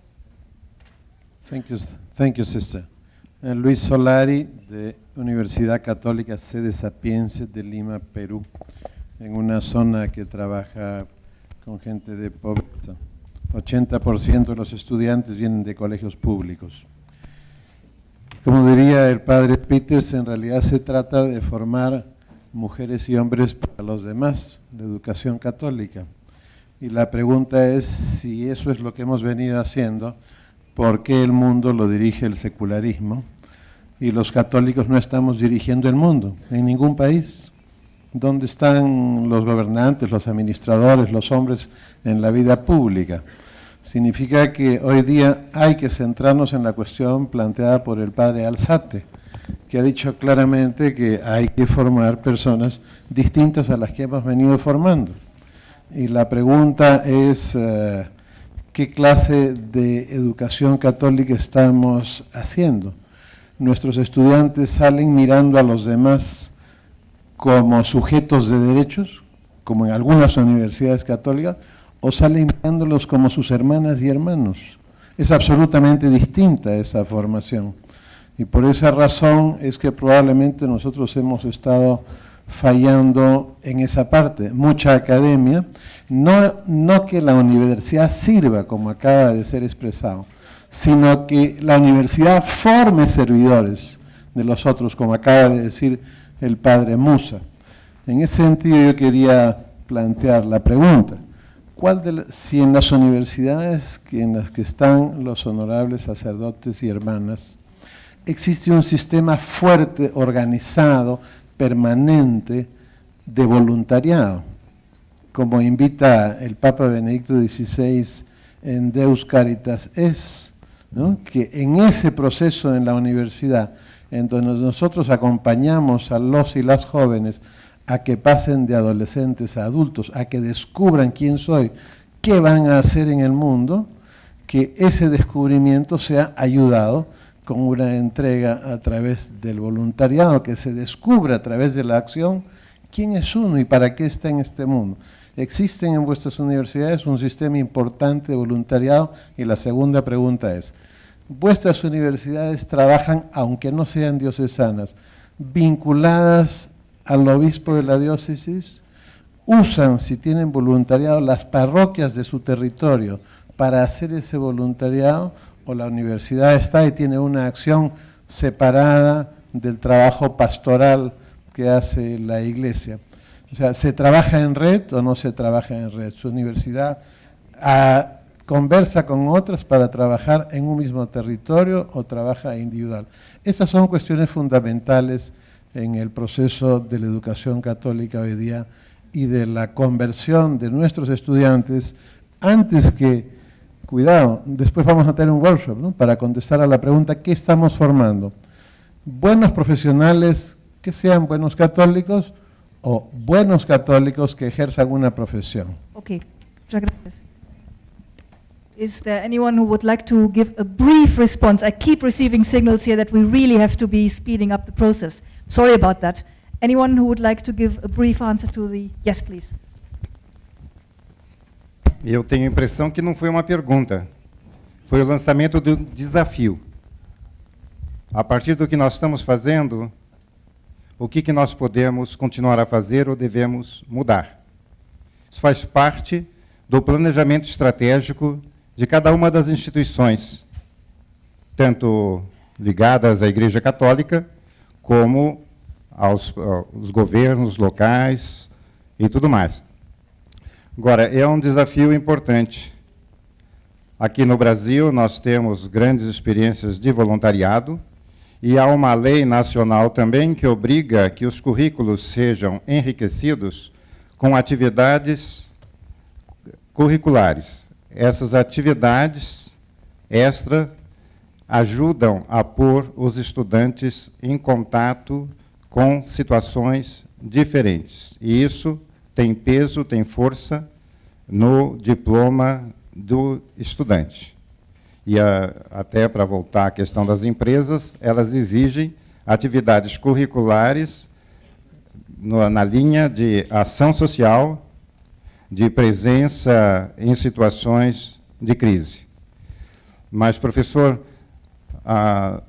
num discurso que eu ouvi em Santa Clara, nos Estados Unidos, foi dito que a qualidade de uma universidade só será avaliada 25 anos depois do estudante formado.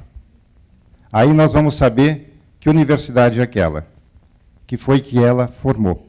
Eu tenho a impressão que algumas coisas nós vamos evoluindo, vamos oferecendo, vamos propondo, mas a resposta, como disse tão bem o professor Mussa, que o estudante vai dar dessa formação vai ser ao longo da sua vida e como ele se desempenhou politicamente, profissionalmente e também como líder pessoal e familiar.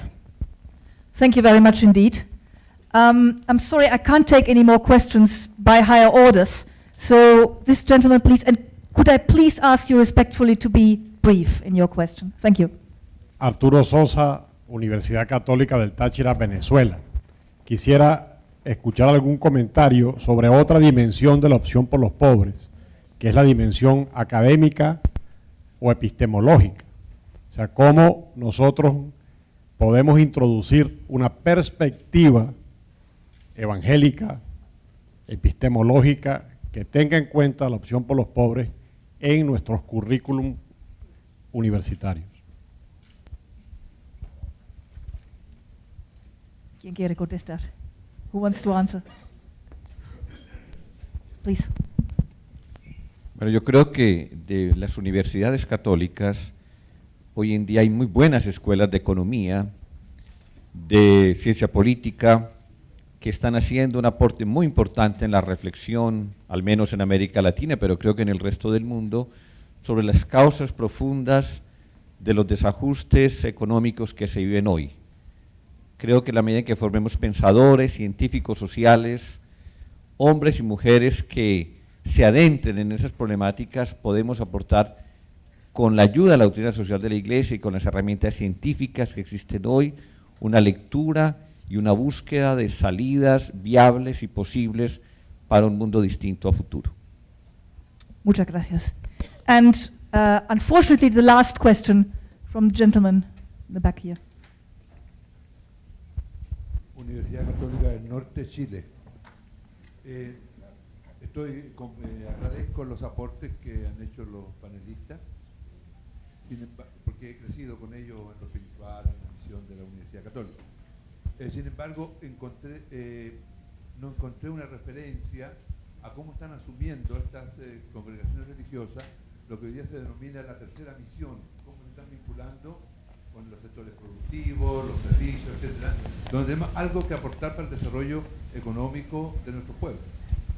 El otro asunto es, tampoco escuché un comentario, qué esfuerzo han hecho en adaptar vuestro currículo a competencias genéricas que nos permitan a nuestros alumnos, que son internacionales, los católicos, puedan moverse por el mundo con mucha mayor rapidez. Y lo tercero, tampoco escuché cómo, si hay reformas en los estatutos, para hacer participar a los estudiantes en el sistema institucional. Yo creo que eso es importante en la educación cívica. Las universidades católicas no pueden trasladar el modelo civil hacia nuestras instituciones, pero sí podemos enseñarles cómo se vive desde la comunión la vida de participación. Okay. Es más que pregunta, un comentario. Ok, muchas gracias. O sea, un comentario, no una pregunta. If anyone here wants to comment on that, otherwise, do we have time for one more? No, sorry. Just once, okay. Eu gostaria de dar um depoimento. Eu sou da Pontifícia Universidade Católica de Curitiba, Brasil. E gostaria de falar de um exemplo que nós temos na nossa universidade. Não sobre voluntariado, mas sobre obrigatoriado. Todos os estudantes da Universidade Católica de Curitiba tem que fazer obrigatoriamente um programa que nós chamamos de projeto comunitário, ajudando os pobres. Eles podem escolher entre uma centena de atividades planejadas em convênios que a universidade tem com outras instituições, mas tem que fazer. Obrigatoriamente, a partir do primeiro ano, eles têm que fazer, porque não é possível que alguém que estude numa universidade católica nossa aprenda somente lições de ciência para ser um bom profissional e não aprenda lições de vida para ser um bom cidadão, um bom pai, uma boa mãe de família, um bom cidadão. É isso. Okay, thank you very much for this last example, and it's true that internships must take a large role in this. Thank you very much to my panel. It was a delight. It was very interesting.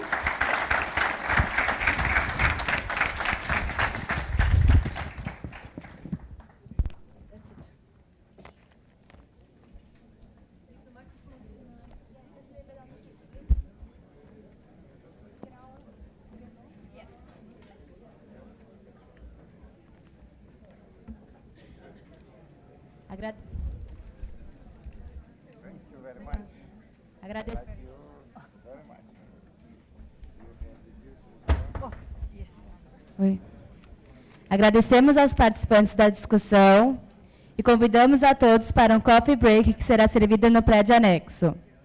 Para ajustar a programação, reduzimos o tempo do coffee para 30 minutos.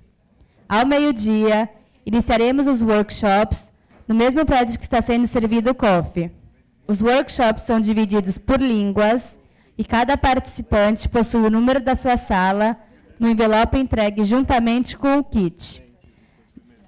Ao final de cada workshop, haverão membros da organização para recolher as folhas de anotações no corredor próximos às salas.